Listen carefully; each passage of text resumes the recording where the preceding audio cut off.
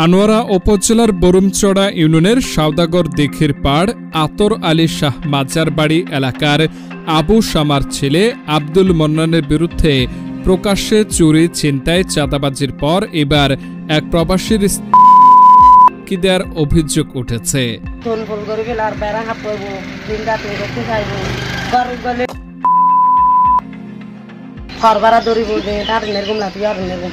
মেশির গড় নির্যাতন করে মেশি বহুদিন মানে কি খারাপ চরিত্র নানা কন্যা ফেললে সদাই হতে মনে হয় ব্যাকর কর দলি কেয়াই চুরি করে গেলে করেন কেয়া মোবাইল লই গেলে গেলে কেয়ার লাই খারাপ করে গেলে গেলে আর কি মানে ফারায় 3টা বাজে 2টা বাজে যায় তোমার দেইবা দিবে আর লোড এই 7 থেকে 8 বছর থেকে মানে উনি এই কাজ করে যাচ্ছে আবার খাই ফাইলে নির্যাতন করতে চাই টাকা পয়সা যেগুলো পাই এগুলো নিয়ে চলে যায় আর কি থলে রিক্সার বাসায় চুরি করে মানুষের ঘরে গোয়ালে গরু চুরি করে মানে মানুষের ঘরে নির্যাতন করে মেয়েদেরকে কেউ না থাকলে সবাই আমাদের ঘরে যদি ভাই না থাকে বাবা না থাকে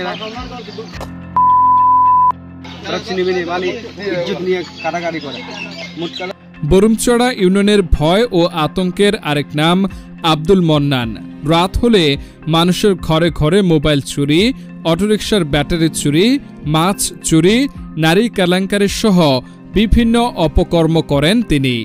তার বিরুদ্ধে আনোয়ারা থানায় মাদক, চাঁদাবাজি, চুরি, নারী কেলেঙ্কারি সহ 4টি মামলা রয়েছে।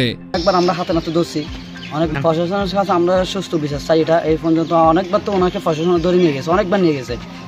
নিয়ে গেলে আমাদের এখানে আমরা দরজা খোলা রেখে ঘুমাইতে পারি, কিন্তু আসার পরে আমরা আর ঘুমাইতে পারি না। এরকম সামান্য একটা হটনে মশাই মারো হইতে বাল্লা দিয়ে বাবা হাতে পোয়া বলা খাল দিয়ে হইরে তার বাইরে মেয়েছি তার বাইরে দৌড় জুড়ে আর গালাগালি করে আইরে আই আর কিছু করে দৌড় বলে দিই ঠাস করে আইরে দু তার মারা শুরু দিয়েছিল মানে এখন হইতে কিছু না বাবা হাই লাগবে আর মারতে। সিসিটিভি ভিডিও ফুটেজে দেখা যায় গত 2022 সালের 30 আগস্ট রাত 8:30টায় আব্দুল মন্নান মাদকাসক্ত অবস্থায় এনামুল হকের দোকানে গিয়ে চাঁদা দাবি করে। এনামুল হক চাঁদা দিতে অস্বীকৃতি জানালে তাকে দেশীয় অস্ত্র দিয়ে আঘাত করে। এ সময় এনামুল হকের চিৎকারে লোকজন এগিয়ে আসলে হামলাকারী পালিয়ে যায়। টানা 17 বছর আওয়ামী লীগ ক্ষমতায় থাকাকালে আব্দুল মন্নানের কাছে জিম্মি ছিল গোটা বরুমচড়া ইউনিয়নের মানুষ। গত 5 আগস্ট স্বৈরাচার আওয়ামী লীগ সরকার পরিবর্তনের সাথে সাথেই বিক্ষুব্ধ জনতা তার বিরুদ্ধে অভিযোগ করতে সাহস পান। আনোয়ারা থানার অফিসার ইনচার্জ মনির হোসেন বলেন, তার বিরুদ্ধে চাঁদাবাজি, চুরি, নারী কেলেঙ্কারি সহ একাধিক মামলা রয়েছে। তাকে গ্রেফতারের চেষ্টা চলছে। আব্দুল মন্নানকে অনেকবার আটক করা হয়েছে। সে হাজত থেকে বের হয়ে এসে আবারও অপকর্মে জড়ান।